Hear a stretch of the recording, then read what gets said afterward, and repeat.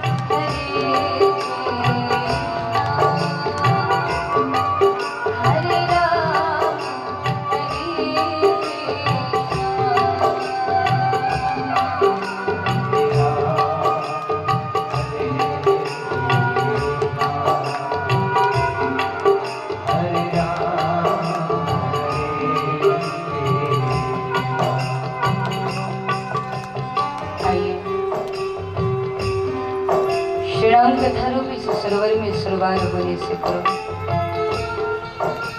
इस प्रेम गंगा में डुबकी लगाने से पूर्व जिन दुर्गा द्रव्यदी नाशिनी जगदम्बा जननी परमेश्वरी पराम्बा शक्ति स्वरूपा मां अम्बा के सानिध्य में बैठकर के इस रसमयी धारा को आप और हम सब लोग सुन रहे हैं, तो कुछ क्षण के लिए दुनिया के चकाचौंध से हट करके अपने मन को सुमन बना करके मां अम्बा के चरणों में समर्पित करके कुछ क्षण के लिए अपने हृदय के भावों को प्रार्थना का रूप दे करके मां जगदम्बा के चरणों में समर्पित करने की चेष्टा करें। आइए सभी मिलकर के याचना करें, सभी मिलकर के प्रार्थना करें। हे सर्वशक्तिमान, हे दयालु, हे अनंत दया करने वाली माँ जगदम्बा शक्ति स्वरूपा माँ अम्बा, कृपया हम सभी बच्चों का श्रद्धा भरा प्रणाम अपने चरण शरण में स्वीकार करूंगा और कृपा करके इस दुनिया में जिनकी मांग सुनी है आप उनकी मांग भरो, जिनकी गोद खाली है उन्हें आप संतान सुख दो, जो पिछड़ गए वे आगे बढ़े, जो गिर गए वे ऊपर उठे और जो चोट खाए हैं उन्हें प्रेम प्यार और सहानुभूति। हे माँ सारे जगत की जननी है, माताओं की माता परम माता के रूप में आपको सारी दुनिया जानती है, मानती है, पूजती है। इसलिए आज आपके अबोध बालक और बालिकाएं भी आपके द्वार पर खड़े होकर के अपनी झोली को फैला करके माँ आज आपसे भी हम कुछ मांगना चाहते हैं। हमें ज्ञात है हमने आज तक न जाने कितनी बार आपसे सत्ता मांगी, संपत्ति मांगी, कभी सम्मान मांगा, लेकिन आज दुनिया की चीजों को मांगने के लिए तेरे दर पे नहीं खड़े हैं माँ, बल्कि आज तुम्हारे चरणों में बैठ करके तुम्हारे चरणों की भक्ति मांगना चाहते हैं, तुम्हारे दरबार की सेवा मांगना चाहते हैं। हे जगत जननी, हमारे भीतर इतनी योग्यता प्रदान करो जिससे हम आपके भक्तों के मंडली में बैठने का अधिकार प्राप्त कर सके, आपके दर पर आकर के आपके स्वरूप का दर्शन कर सके, इन कानों से आपकी महिमा को सुनना, वाणी से आपके नाम को बोलना, इन पाँवों से हमेशा आपके दरबार में चल कर के आना और हाथों से हमेशा आपके नाम संकीर्तन में तालियों की सेवा देना, यही हमारा जीवन हो।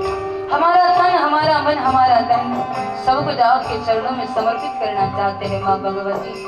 एक निवेदन करना चाहते हैं आज आपके बच्चे, आज आपके सारे अबोध बालक और बालिकाएं आपके द्वार पर खड़े हैं, तो माँ कृपा करिए अपने हस्त को उठा करके हम बच्चों के मस्तक पर रख दीजिए, ताकि हमारी मति सुमति बन जाए, हमारी बुद्धि सद्बुद्धि बन जाए, हमारा विवेक जागृत होने लग जाए और हम सेवा, साधना, सिमरन, सत्संग, स्वाध्याय, सहानुभूति के माध्यम से अपनी आत्मा का श्रृंगार करने लगे। क्योंकि हमने सुना है भक्ति के आभूषणों से जो आत्मा सजी होती है वही परमात्मा को प्रिय लगती है। तो हम परमात्मा की श्रद्धा में गोदी में बैठना चाहते हैं, अपने उद्देश्य को, अपने लक्ष्य को प्राप्त करना चाहते हैं। तो हे भगवती, हमारी उंगली पकड़ करके हमको चलना सिखाइए, इस असार भवसागर से पार उस दुनिया में ले जाइए जहाँ आनंद के अलावा, शांति के अलावा कोई दूसरी चीज नहीं है। हम उस परमात्मा को पाना चाहते हैं, उस जगत के आधार, जगताधार की श्रद्धा में गोदी में बैठना चाहते हैं। तो इस दुनिया में बहुत भटक लिया, राह भटके मुसाफिर की तरह बहुत समय गुजारे कर लिया, अब और नहीं, अब आपके होना चाहते हैं, अब भक्ति से जुड़ना चाहते हैं, आध्यात्मिकता के मार्ग पर पथिक बन करके लोग कल्याण की भावना से अपने अपने एक एक जीवन को, एक एक दिन को बिताना चाहते हैं। आज आपके बच्चे अपने हृदय की भावों को प्रार्थना के रूप में आपके सामने प्रकट करने की चेष्टा कर रहे हैं। ये जगत जननी, आप सबकी पुकार सुनती हो, चींटियों की आवाज भी आपके कानों तक पहुंच जाती है, गूंगे की भाषा भी आप समझ जाती है, तो निश्चित ही हमारी भावनाएं भी आप तक पहुंच रही होगी। माँ भगवती कृपा करिए, हमारे शब्दों को मत देखिए, बल्कि हमारे हृदय के भावों को समझिए, हमारे अर्पण और समर्पण के भाव को देखिए। और हे पराम्बा, हे शक्ति स्वरूपा, हे जगत जननी माँ, कृपा कर हम बच्चों की इस याचना को, इस वंदना को, इस प्रार्थना को स्वीकार करिए। माँ शक्ति स्वरूपा स्वीकार करिए। आइए इस मंगलमय प्रार्थना के साथ अपने मन, अपने कर्ण और अपनी वाणी को पवित्र बनाते हुए हरिनाम संकीर्तन के साथ दोनों हाथ उठाकर तालियों के साथ गाते हैं। हरि बोल। हरे राम हरे हरे राम हरे हरे राम हरे हरे राम।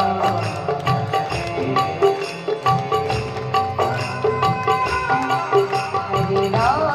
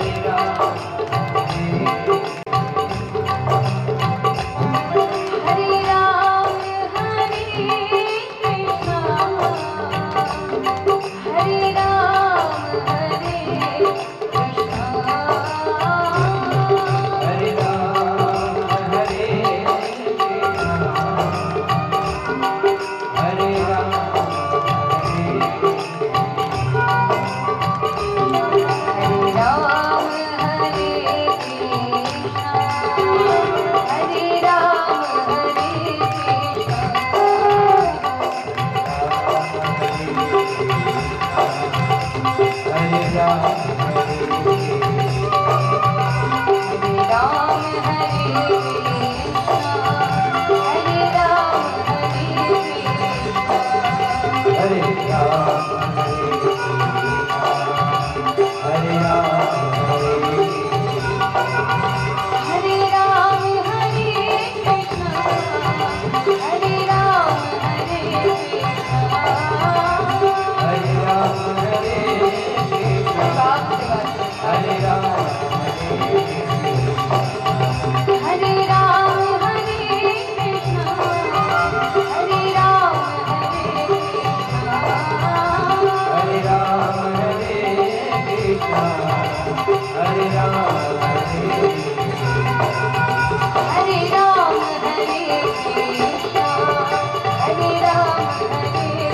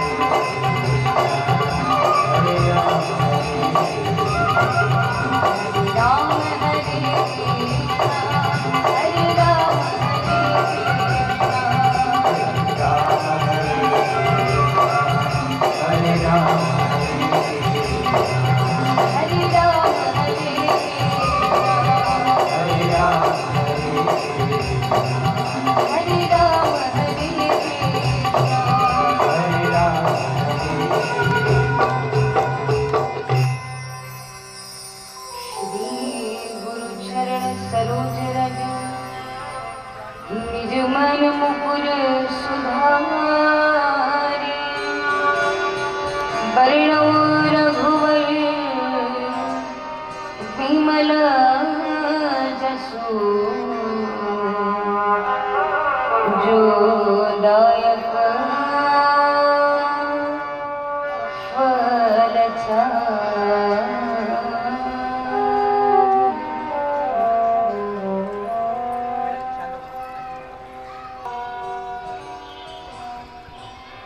परत परत अखिलेश्वर करुणा बृहद्वांछा कल्पतरो लोक संग्राहक लोकाभिराम मर्यादा पुरुषोत्तम श्री राघवेंद्र सरकार और उन्हीं का यह वांगमय स्वरूप श्री राम चरितमानस वही आत्मा का परमात्मा से परिचय कराने वाले महात्मा प्रातः स्मरणीय मेरे सद्गुरुदेव परम पूज्य गुरुवर आचार्य श्री सुधांशु जी महाराज तथा परम वंदनीय परम पूजनीय मानस मार्तंड महिमामयी माँ कंकेश्वर देवी तथा इस आध्यात्मिक इस पौराणिक इस तपस्थली कर्मभूमि के अनुग्रह से इस दिव्य स्थली में जहाँ जहाँ देवालयों में शिवालयों में प्रतीक के रूप में श्रद्धा के रूप में हम सभी ने देवताओं को स्थापित किया उन समस्त देवी देवताओं की करुणा ब्राह्मण देवताओं के आशीर्वाद और स्वयं कथा मैया की कृपा तो यही सब कुछ मिलकर के इस आयोजन को दिव्य बना रहा है इस आयोजन को भव्य बना रहा है अपूर्वतम भाव के साथ इस दिव्य स्थली गौरक्षण के इस मंगलमय प्रांगण में मांबा के सम्मुख और गौ माता के सानिध्य में श्री राम कथा को गाने का गुनगुनाने का अवसर मिला ये हम सभी के लिए बड़े सौभाग्य की बात है महाराज।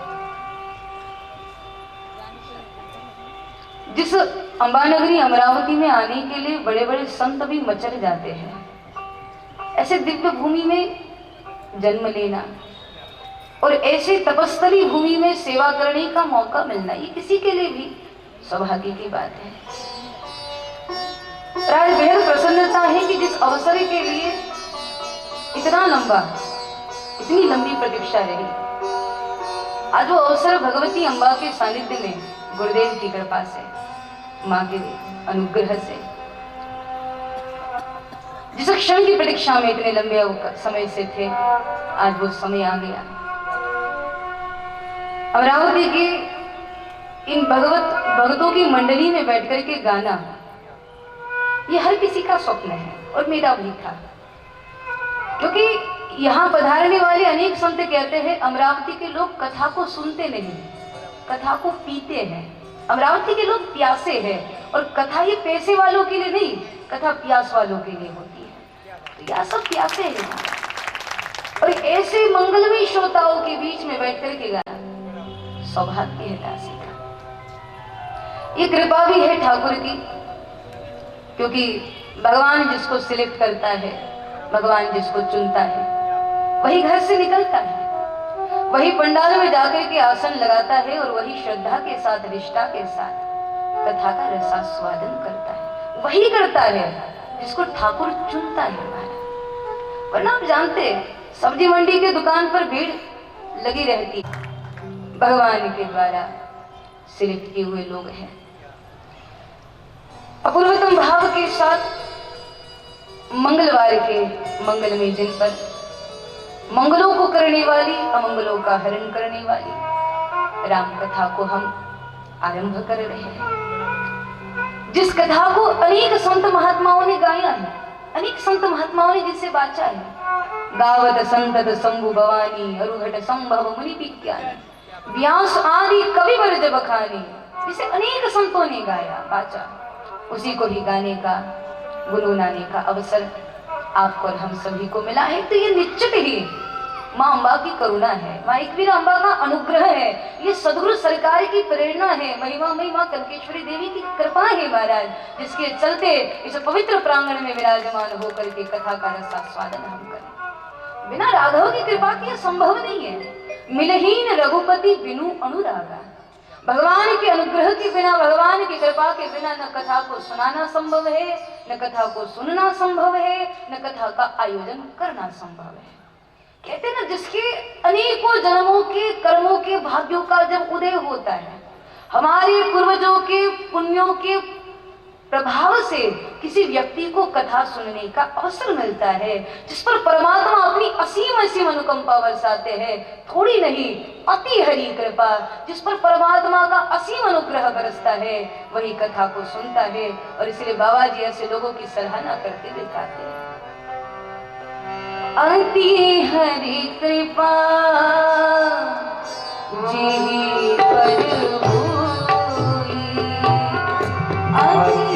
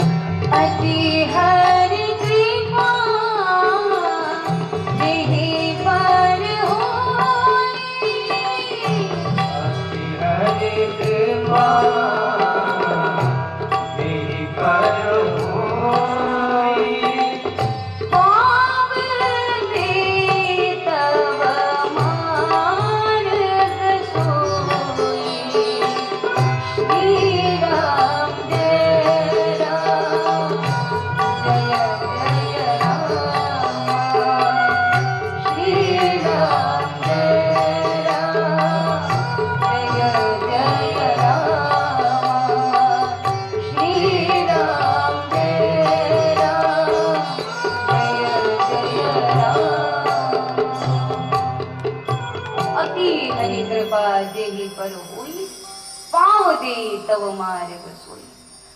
जब परमात्मा की असीम अनुकंपा बरसती है, वही कथा में आता है, वही कथा को रसास्वादन कर पाता है। तो महाराज हम सब भगवान के द्वारा सिलेक्ट किए हुए लोग हैं, पवित्र वातावरण में, पवित्र प्रांगण में और इस पवित्र मंगलमय बेला में बैठ करके श्री राम कथा का रसास्वादन कर रहे हैं। पर विचार करने वाली बात यह भी है महाराज, आज कथा को गाया जाता है, हजारों वर्षों से कथा चली आ रही है, ये धारा है जो रुकती नहीं है। अनेकों वर्षों से कथा चली आ रही है, हम रहे या न रहे कथा रहेगी महाराज। पर विचार करने वाली बात यह है, कथा को गाया जाता है, कथा को बांटा जाता है, आखिर इसके पीछे हेतु क्या है? हजारों लोग बैठ करके कथा को सुनते हैं, विशाल पंडाल लगते हैं, अधिकतर तादाद में बैठ करके लोग कथा का रसास्वादन करते हैं। पर विचार करने वाली बात यह है कि आखिर कथा को सुनने से होता क्या है, कथा को सुनने से मिलता क्या है? देखो, यदि कोई सोचे ना कि यदि हम राम कथा को सुनेंगे तो इससे हमको पुण्य की प्राप्ति होने लगेगी, तो गोस्वामी जी कहते हैं आप गलत सोच रहे हो। राम कथा को सुनने से, हरि कथा को सुनने से पुण्य की प्राप्ति नहीं होती महाराज, क्योंकि पुण्य कमाना, पुण्य की प्राप्ति होना ये बहुत छोटी बात है। उत्तरकांड में बाबा जी कहते हैं पुण्य कमाने के हजारों उपाय हैं। देखो, आप अच्छा विचार करो, इससे भी पुण्य हो जाता है। आप घर के छत पर पंछियों के लिए दाना पानी रख दो, इससे भी पुण्य हो जाता है। किसी राह भटके व्यक्ति को राह दिखा दो, इससे भी पुण्य हो जाता है। किसी भूखे को भोजन करा दो, इससे भी पुण्य हो जाता है। तो पुण्य कमाने के हजारों उपाय हैं। तो राम कथा को सुनने से पुण्य की प्राप्ति नहीं होती। बोले फिर? बोले राम कथा को सुनने से पुण्य की प्राप्ति नहीं होती, बल्कि पापों की निवृत्ति हो जाती है। तो पुण्य बढ़े या न बढ़े, लेकिन पाप जले, ये ज्यादा जरूरी है। आज आप देख सकते हैं लोग पुण्य कमाने के लिए कितने कितने अनुष्ठान कर लेते हैं, कितने कितने यज्ञ याग कर लेते हैं, लेकिन पाप को जलाने का प्रयास बिल्कुल भी नहीं करते। पुण्य बढ़े या ना बढ़े, लेकिन पाप जले, ये जरूरी है हमारा। अक्सर ऐसा होता है, हम पुण्य तो करते रहते हैं, पर साथ ही साथ हमारे हाथों से पाप भी होता रहता है। जैसे कि तीर्थ में गए, पुण्य हो गया, लेकिन वहां जाकर के किसी का अपमान कर दिया, पाप हो गया। हमने यज्ञ में आहुतियां डाली, पुण्य हो गया, लेकिन किसी को 2 गालियां सुना दी, पाप हो गया। हम मंदिर में गए, पुण्य हो गया, लेकिन मंदिर में जाकर के किसी की चप्पल चुरा ली, पाप हो गया। तो पुण्य तो करते रहते, साथ ही साथ जाने अनजाने में पाप भी होता रहता है। पुण्य का बढ़ना जरूरी नहीं है, आध्यात्मिक जीवन में पाप का जलना बेहद आवश्यक है। क्योंकि जब पाप बहुत ज्यादा बढ़ जाता है ना, तब क्या होता है? बोले तुलसी पिछले पाप से हरि चर्चा न सुहाए, पापवंत करे सहज स्वभाव, भजन मोरते ही भावन का। जब पाप बहुत ज्यादा बढ़ जाता है, तब भजन करने में मजा नहीं आता। तब तो पंडाल में सुनने के लिए बैठोगे, लेकिन पाप का प्रभाव है ना, इसलिए बीच बीच में उबासी आती रहेगी महाराज, बीच बीच में नींद आती रहेगी, ये पाप का प्रभाव है। कथा सुनने के लिए जब बैठे, जब भीतर पाप हो ना, तो सुनते सुनते नींद आने लग जाती है। और लोग कहते भी है, देखो कथा से कोई दूसरा लाभ हो या न हो, लेकिन हाँ, कथा में एक लाभ बहुत बढ़िया मिलता है, और वो ये कि कथा में नींद बहुत अच्छी आती है। क्योंकि घर पे डनलप की गद्दी है, बढ़िया एसी कमरा है, बहुरानी पांव दबाने के लिए है, उसके बाद भी नींद की गोलियां खा खा के भी नींद नहीं आती। लेकिन जैसे पंडाल में घुसे, चटई पे बैठे कि खंबे से लेटे लेटे इतनी प्यारी नींद आती है कि क्या कहें। तो कोई और फायदा हो या ना हो, बोले कथा में नींद बहुत अच्छी आती है। हालांकि देखा जाए ना, ये जो नींद भी आती है, इसमें हमारा भी कोई दोष नहीं है महाराज। ऐसा किसी महात्मा से हमने सुना था कि जब राघवेंद्र सरकार ने कुंभकर्ण को मार दिया, तो कुंभकर्ण की पत्नी आई श्रीमती निद्रा देवी जी, और उन्होंने आकर के भगवान से शिकायत करी कि ठाकुर जी, आपने मेरे पति को मार दिया, अब इस बात का बदला मैं आपसे जरूर लूंगी। तो पता नहीं क्या करूंगी, मैं आपके वैकुंठ को हमेशा हमेशा के लिए ताला लगवा दूंगी। तो उस समय निद्रा देवी ने पूछा, बोले नाथ आप बताइए आपके वैकुंठ की शोभा किससे है? तो राम जी ने कहा, बोले वो तो मेरे भक्तों से है। बोले अच्छा, तो फिर आपके भक्तगण आपके वैकुंठ में पहुंचते कैसे है?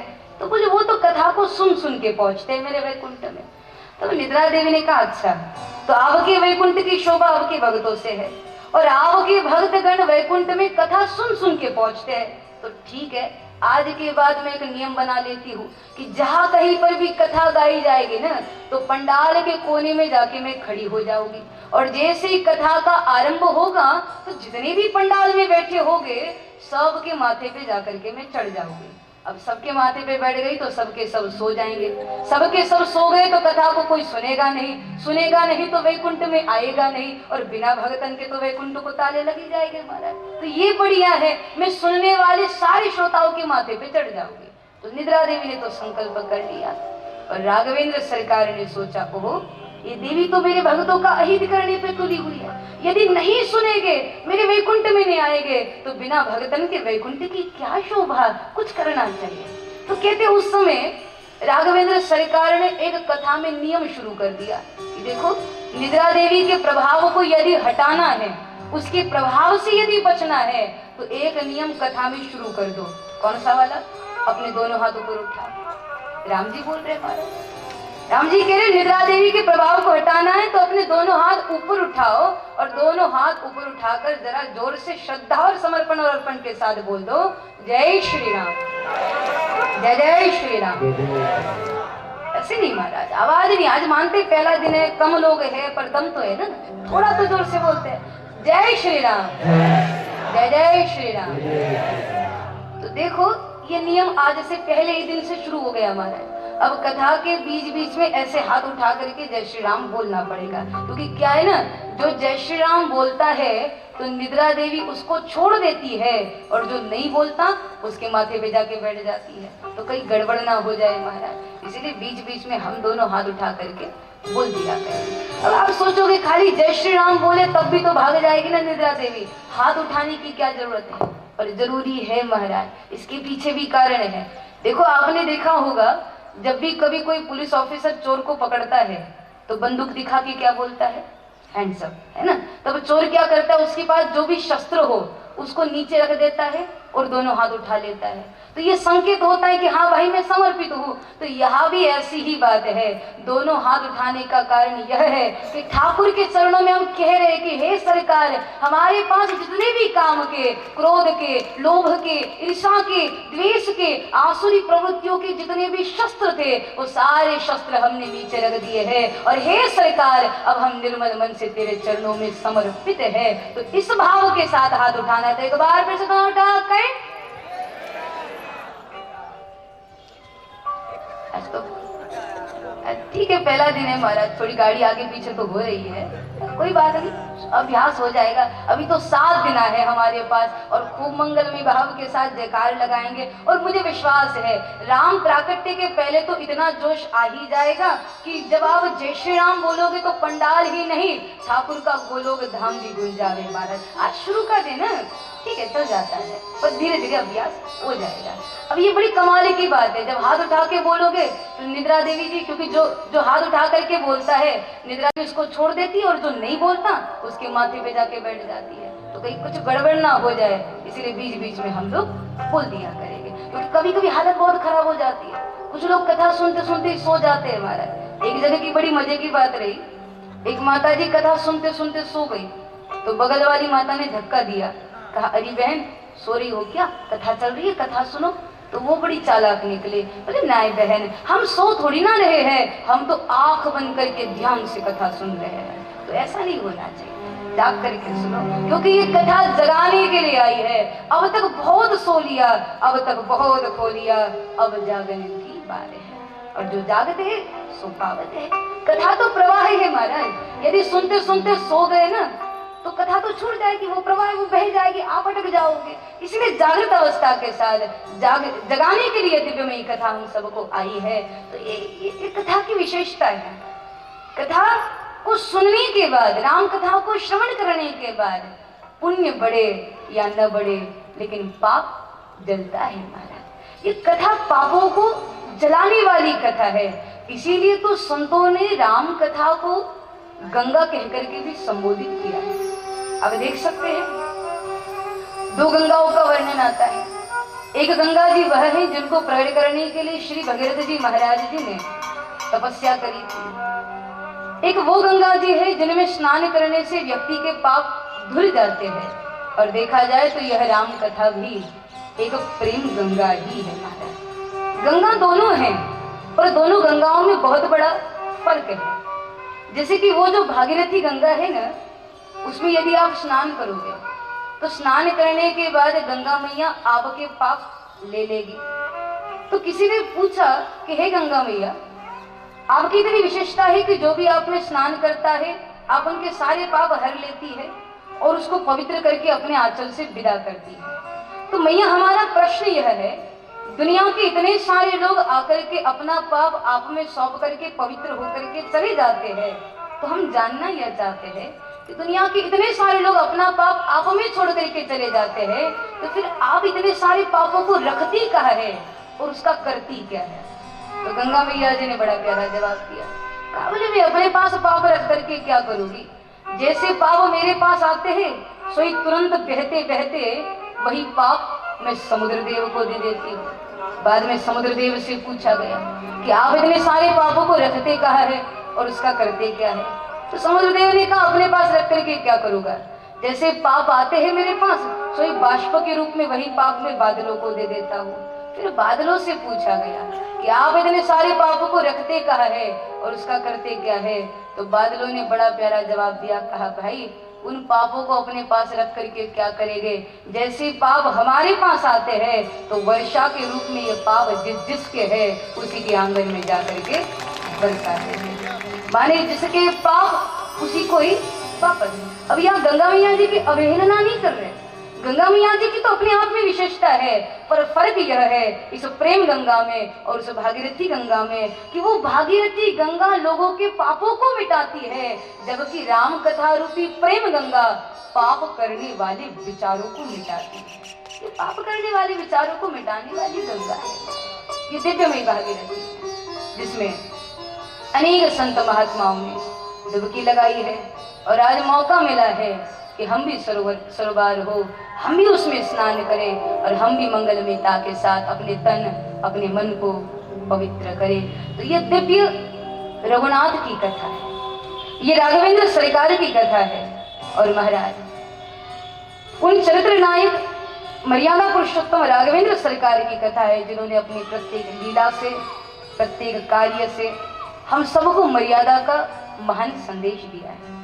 मानवीय जीवन में मर्यादा का बहुत बड़ा महत्व माना गया है।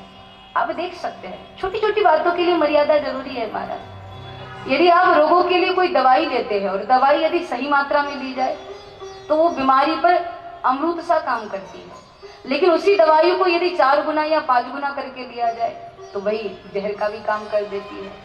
गंगा नदी यदि अपने किनारों के बीच में बहे, मर्यादा में बहे, तभी वो गंगा कहलाती है। लेकिन यदि किनारों को छोड़ करके किनारों से बाहर बहने लग जाए तब वो गंगा नहीं, तब वो बाढ़ का पानी कहलाती है। तो जब छोटे छोटे जीवन में मर्यादा का महत्व है तो मानवीय जीवन में मर्यादा की बहुत आवश्यकता है। और मर्यादा का यही मंगलमय संदेश श्री राघवेंद्र सरकार मर्यादा पुरुषोत्तम राम अपने दिव्यमय लीला से हम सबको देते हैं। तो आइए उन्हीं दिव्य राघवेंद्र सरकार की मंगलमय कथा को हम सुने। उससे पूरे पहले भाव से उन्हीं रघुनंदन को वंदन करें और फिर मानस का श्री गणेश। रघुनंदन तुझे है वंदन, रघुनंदन तुझे है वंदन, कर दीजिए स्वीकार, राम कर दीजिए स्वीकार। हाथ जोड़ कैया या भगवान, हाथ जोड़ कैया या भगवान, मैं हूँ तेरी पर तेरा दरबार भजन का तार, मैं हूँ तेरा दरबार।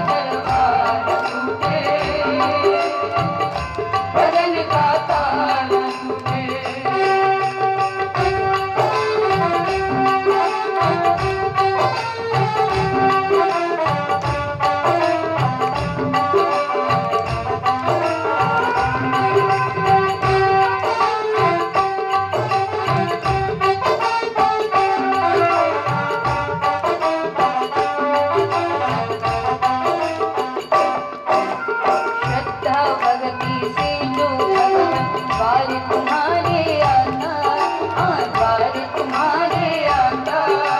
भजन भाव से गाता है, गाता और बजाता, गाता और बजाता। निर्मल मन से तुम्हें पुकार, निर्मल मन से तुम्हें पुकार। कर दो एक उपकार, तेरा दरबार टूटे, भजन का तान टूटे हो, तेरा दरबार टूटे, भजन का तान टूटे। हे रघुनंदन तुझे रंग कर लीजिए स्वीकार, राम कर लीजिए स्वीकार। हाथ जोड़ कर आया भगवान, हाथ जोड़ कर आया भगवान। मैं हूँ तेरी दास, तेरा दरबार टूटे, भजन का तान टूटे हो, तेरा दरबार टूटे, भजन का तान टूटे हो, तेरा दरबार टूटे, भजन का तान टूटे। जय श्री राम, जय जय जय जय श्री राम। तो महाराज मंगलमयता के साथ संतों ने इस दिव्यमयी कथा को गाया है। और ऐसा नियम है, प्रारंभिक सत्र में आरंभ में महात्म्यों को बोला जाता है, तो रामचरितमानस की जितनी महिमा बोली जाए उतनी कम है। कभी संतों ने इसे सरोवर कहा, कभी संतों ने इसे गंगा कह करके संबोधित किया, तो कभी संतों ने राम कथा को सुरतरु भी कहा है। गोस्वामी जी लिखते हैं, रामायण सुरतरु की छाया, दुख भई दूरी निकट जो आया। गोस्वामी जी का ऐसा मानना है कि ये जो राम कथा है ये सुरतरु है। सुरतरु माने कल्पवृक्ष। हमारे शास्त्रों में, हमारे ग्रंथों में ऐसा वर्णन मिलता है कि कल्पवृक्ष एक ऐसा वृक्ष है कि उसके नीचे जाकर के व्यक्ति जो भी इच्छा प्रकट करता है ना, उसकी वह इच्छा पूरी हो जाती है। अब ऐसा हमने केवल सुना है, कभी देखा नहीं। दुनिया में बहुत सारी चीजें ऐसी होती है जो केवल सुनने में आती है, देखने में नहीं। सुनिए सुधा, देखिए गरज। अमृत के बारे में हम लोगों ने सिर्फ सुना है, लेकिन विष का तो प्रत्यक्ष अनुभव किया है महाराज। तो जिन धर्म ग्रंथों में, जिन शास्त्रों में कल्पवृक्षों का वर्णन आता है और ऐसी ऐसी महिमा बोली जाती है उसकी, कि उसके नीचे जाकर के व्यक्ति जो भी इच्छा प्रकट करता है वो इच्छा उसकी पूरी हो जाती है। अब ऐसा हमने केवल सुना है, कभी देखा नहीं। ऐसी मान्यता है कि ये जो कल्पवृक्ष है, जो मनोवांछित इच्छा को पूरा करता है, ये कल्पवृक्ष स्वर्ग में देवताओं के पास है। लेकिन भगवान ने देखा कि इस असार संसार में सबसे ज्यादा प्रिय यदि मुझे कोई है तो वो मनुष्य है। भगवान कहते सबते अधिक मनुज मोहि माया, सबसे ज्यादा प्रिय मुझे मनुष्य है। तो भगवान ने विचार किया कि मेरे प्रिय पुत्रों के पास भी ऐसा कोई कल्पवृक्ष होना चाहिए जो मनोकामना को पूरा करे। तो एक कल्पवृक्ष स्वर्ग में देवताओं के पास है, और फिर दूसरा कल्पवृक्ष भगवान ने हम सांसारी जीवों को, हम मृत्युलोक के, हम भूलोक के वासियों को एक दूसरा कल्पवृक्ष भगवान ने दिया है, जिसका नाम है रामचरितमानस। ये रामचरितमानस भी कल्पवृक्ष है, रामायण सुरतरु की छाया। अब एक कल्पवृक्ष स्वर्ग में देवताओं के पास है और दूसरा कल्पवृक्ष हमारे पास है, जिसकी छत्र छाया में हम बैठे हैं, जिसको हम श्रवण कर रहे हैं। अब देखो महाराज, कल्पवृक्ष दोनों हैं, पर दोनों कल्पवृक्षों में थोड़ा फर्क है, अंतर है। जैसे वो जो स्वर्ग वाला कल्पवृक्ष है ना, उसकी विशेषता यह है कि उससे आप जो मांगोगे वो आपको मिल जाएगा। आप अच्छी चीज मांगोगे, अच्छी चीज मिल जाएगी, बुरी चीज मांगोगे, बुरी चीज भी मिल जाएगी। तो स्वर्ग का जो कल्पवृक्ष है वो आप जो मांगोगे देगा, अच्छा भी देगा, बुरा भी देगा। लेकिन राम कथा एक ऐसा कल्पवृक्ष है महाराज कि जिससे अच्छा आप न भी मांगो तब भी आपके झोली में डाल देगा, और बुरी चीज सिर पटक पटक करके मांगो तब भी राम कथा रूपी कल्पवृक्ष आपको वह नहीं देगा। स्वर्ग का कल्पवृक्ष अच्छी भी चीज देगा, बुरी भी चीज देगा। इसलिए आप देख सकते हैं स्वर्ग के देवता कल्पवृक्ष से भोग मांगते रहते हैं और रोगी होते रहते हैं, क्योंकि भोग का ही वास्तविक चेहरा रोग है। यदि ऐसा बोले कि रोग का ही खूबसूरत चेहरा भोग है, अब देवतागण कल्पवृक्ष से भोग मांगते रहते हैं और रोगी होते रहते हैं। तो कहते वो जो स्वर्ग का अस्पताल होगा ना, वो हमेशा भरा रहता होगा, क्योंकि कोई ना कोई देवता वहां पे भर्ती होता रहता होगा। देवता बहुत बीमार है, देवताओं में अस्थिरता की भी बहुत बीमारी है। इसीलिए आप देख सकते हैं, हम जब भी कोई अनुष्ठान करते हैं, किसी भी देवता का आवाहन करते हैं, तो आवाहन करने के बाद विदाई भी दे देते हैं, विसर्जन भी करते हैं, क्योंकि देवताओं में अस्थिरता की बीमारी है। और इसका प्रमाण हमको भागवत देता है। जब श्री सुखदेव जी महाराज भागीरथी गंगा के किनारे पर उपस्थित होकर के परीक्षित जी महाराज जी को भागवत रस पिला रहे थे, वो कृष्ण रस पिला रहे थे, तो उस समय स्वर्ग के देवता अमृत लेकर के आ गए और सुखदेव जी महाराज से निवेदन किया कि महाराज आप ये स्वर्ग का अमृत परीक्षित जी को पिला दीजिए और इसके बदले में आप हमको कथामृत का पान कराइए। तो उस समय सुखदेव जी महाराज ने मना कर दिया कि आप इसकी तुलना स्वर्ग के साधारण अमृत से कर रहे हो। अरे कहा वो समुद्र पर मंथन करने के बाद प्रकट हुआ साधारण सा अमृत, और कहा ये भक्तों के मन पर मंथन करने के बाद प्रकट हुआ कथामृत, इसकी तुलना उससे मत करो।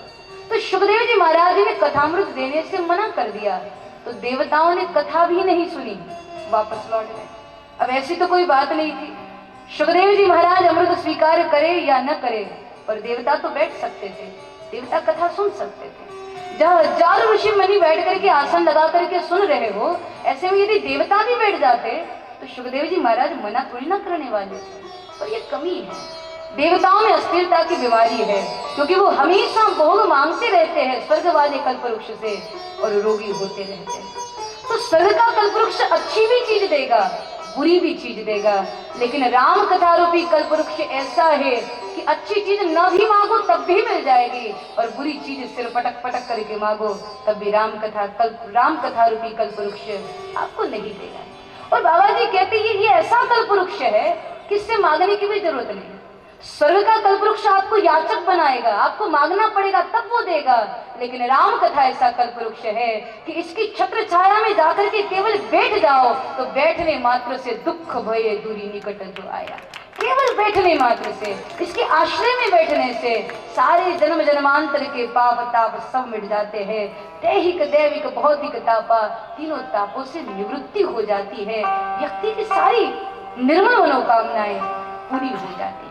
ये ऐसा दिव्यमय कल्पवृक्ष है, न भी मांगो तब भी बहुत कुछ दे देता है। ये कथा भरने के लिए आई है महाराज, जिसमें पात्रता है तो कथा उसको बहुत कुछ देगी, ये आपकी हर मनोकामना को पूरी करेगी। ये कलियुग का साक्षात कल्पवृक्ष है। और इसी कल्पवृक्ष की 7 शाखाएं हैं, 7 सोपान हैं, बालकांड, अयोध्या कांड, अरण्य कांड, किष्किंधा कांड, सुंदरकांड और लंका कांड और उत्तरकांड। तो ऐसी 7 शाखाएं इस दिव्यमयी कल्पवृक्ष की है, और जिसका श्री गणेश गोस्वामी जी पहले कांड से करते हैं, और गोस्वामी जी ने बड़े मंगलमयता के साथ पहले कांड का पहले सोपान का नाम रखा बालकांड। बालकांड का अर्थ यह भी होता है बचपन।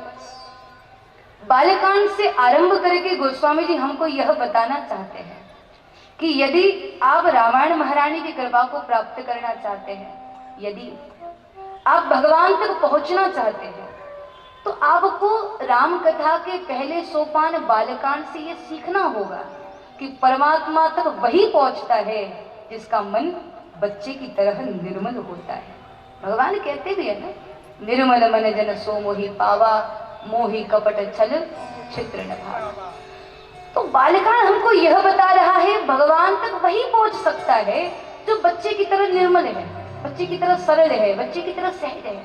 अब छोटे बच्चे को देखो महाराज, उसमें कोई कपट नहीं होता, उसमें कोई लोभ नहीं होता।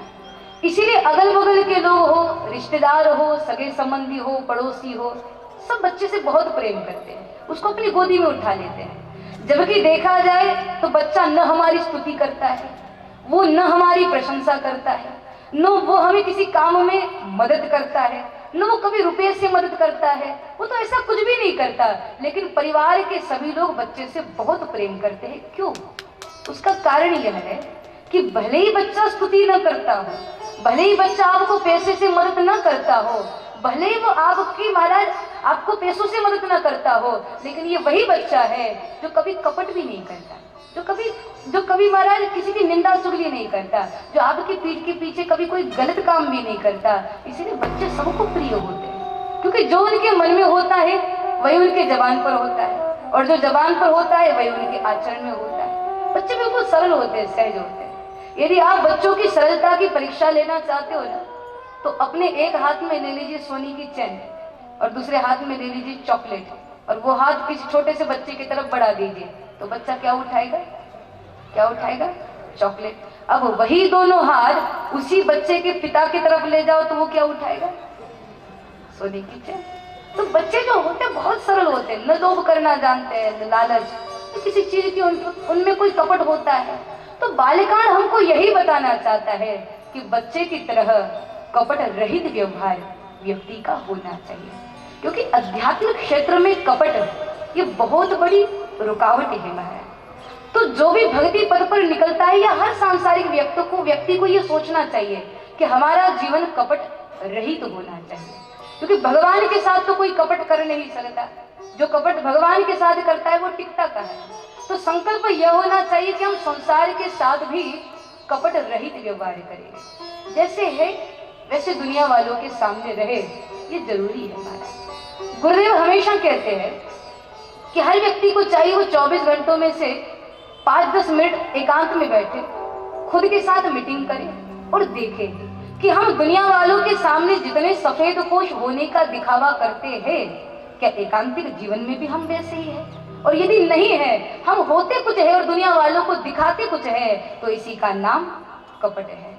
जैसे हो वैसे रहो। मनस एक वचसः एक कर्मण्य एक महात्मनः, मनसः अनेक वचसः अनेक कर्मण्य अनेक दुरात्मनः।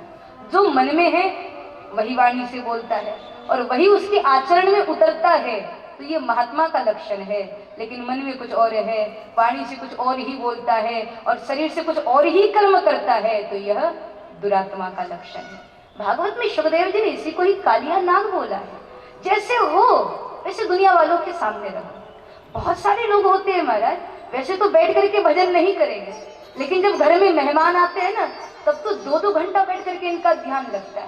अब जब तक मेहमान हैं, घंटों बैठ करके माला जप ले गए, घंटों बैठ करके भजन कर ले गए, लेकिन मेहमान गए कि 2 मिनट में ध्यान खत्म। ये कपट है। जैसे हो वैसे दुनिया वालों के सामने रहो। किसी के देखने में आप बहुत अच्छे से काम करो और कोई आपको देखने वाला नहीं है, ऐसे में आप काम चोरी करो, ये कपट है महाराज। जो व्यक्ति आपको 1 मिनट भी अच्छा नहीं लगता, उसकी शक्ल देखने भी आपको अच्छी नहीं लगती, और यदि वो व्यक्ति कहीं से चल करके आपके सामने आ जाए और आप कहो ओहो सुबह से सोच रहे थे आपका दर्शन हो जाए तो आनंद आ जाएगा, सुबह से सोच रहे थे आपसे मिलो और आप मिल गए, बड़ी कृपा हो गई, तो ये बोलना भी कपट है महाराज। जैसे हो वैसे रहो। किसी को सुनो तो आत्मीयता के साथ सुनो। देखो, हृदय पूर्वक न सुनना ये भी कपट है। ये पहले ही दिन समझ ले तो बढ़िया रहेगा। हृदय पूर्वक न सुनना ये भी कपट है। यदि आप आत्मीयता से नहीं सुनते तो महाराज फिर कथा फल नहीं देती। लोग सोचते हैं सुन लेंगे, कथा में चले जाएंगे, 7 दिन की कथा है, वैसे भी कथा है तो होती रहती है, आज नहीं तो कल चले जाएंगे। कथा तो रहेगी, पर हम रहेंगे कि नहीं रहेंगे क्या खबर महाराज। इसीलिए हर कथा को जीवन का आखिरी मौका समझ करके सुनना चाहिए। हर कथा को आत्मीयता के साथ सुनना चाहिए। जब भी कथा को सुनो मन लगा करके सुनो महाराज, ये जरूरी है। क्योंकि हमेशा कहते हैं संत जी कि यदि आप कथा को कान से सुनोगे ना तो आराम मिलेगा, कथा को कान से सुनोगे तो आराम मिलेगा, आंख से सुनोगे तो अविराम मिलेगा, और यदि मन से सुनोगे तो साक्षात राम मिलेगा। तो हमें तो परमात्मा तक पहुंचना है। जीव का उद्देश्य शिव तक पहुंचना है। जीवात्मा परमात्मा को पाना चाहती है, यही उसके जन्म लेने का हेतु है। तो यदि राम तक पहुंचना है तब तो मन लगा करके सुनना पड़ेगा हमारा। हालांकि ऐसा होता है, लोग बेचारे संकल्प भी करते हैं, लेकिन मन इतना चंचल है, जब कभी भी आसन पर माला जपने के लिए बैठते हैं ना, बड़े मजे की बात है। भगवान के सामने आसन लगा करके बैठे हैं, या हाथ में माला घूम रही है और वहां मन पूरा गांव घूम करके आ रहा है, पूरा शहर घूम करके आ रहा है, तो ये मन गड़बड़ी करता है महाराज। तो कथा असर तभी करेगी जब कथा को मन लगा करके सुनेंगे। तो हृदय पूर्वक न सुनना कपट है। आत्मीयता से किसी के साथ बात न करना यह भी कपट है। महाराज इसको एक मिनट भी पसंद नहीं करते, उसकी देखा देखी में आप उसकी प्रशंसा करो, ये भी कपट है। तो बालकांड हमको यही बताना चाहता है कि आप जैसे हो वैसे दुनिया वालों के सामने रहो, बिल्कुल बालक बन जाओ, बच्चे बन जाओ, बच्चे की तरह सरल और सहज बन जाओ, तो रामचरितमानस में बहुत जल्दी आपका प्रवेश हो जाएगा। यही सोच करके, इसी आशा से, इसी हेतु से गोस्वामी जी ने मानस के 7 सोपान में से पहले कांड का नाम रखा बालकांड। बचपन से, बाल्य अवस्था से हम सीखे, बच्चे बने, बच्चे की तरह निर्मल बने, इस हेतु से पहले सोपान का नाम है बालकांड। और इसी मंगलमय बालकांड की शुरुआत गोस्वामी जी 7 श्लोकों से करते हैं। बालकांड के आरंभ में गोस्वामी जी 7 श्लोक रखते हैं, मंगलाचरण करते हैं। और मंगलाचरण करने का गोस्वामी जी का हेतु भी यही है कि मंगलाचरण को बोलते बोलते सुनने वाले व्यक्ति का या सुनाने वाले व्यक्ति का आचरण भी मंगल हो जाए, क्योंकि जिसका आचरण मंगल नहीं है ऐसे व्यक्ति को न कोई अनुष्ठान फल देता है, न कोई साधना फल देती है। मंगल आचरण के अभाव में कोई भी साधना फल नहीं देती महाराज, इसलिए जरूरी है हमारा आचरण मंगल हो। देखो शंकराचार्य जी ने एक श्लोक बोला था, जिसको बोलने के बाद तालाब जो है वो पूरी तरह से मोहरों से भर गया था। अब यदि आज वही श्लोक हम लोग बोले तो कोई असर होगा? कोई तालाब मोहरों से भरेगा? नहीं। फिर लोग कहते हैं उस समय होता था क्योंकि सतयुग था, आज तो कलयुग है। ऐसी बात नहीं है। मंगल आचरण के अभाव में किसी भी व्यक्ति को कोई भी फल या कोई भी अनुष्ठान, कोई भी साधना फल नहीं देती। तो जरूरी है व्यक्ति का आचरण मंगल हो महाराज। तो राम कथा के बालकांड के आरंभ में मंगलाचरण को गा करके गोस्वामी जी यही बोलना चाहते हैं। मैं तो यही से गा दूंगा, अभी पूरा हो जाएगा, लेकिन उसके साथ सुनते सुनते सुनने वाले या सुनाने वाले का मन ऐसा बने कि कथा के इन 7 दिनों में हम भी प्रयास यही करेंगे कि हमारा भी आचरण मंगल हो। और इसी मंगल आचरण के हेतु से गोस्वामी जी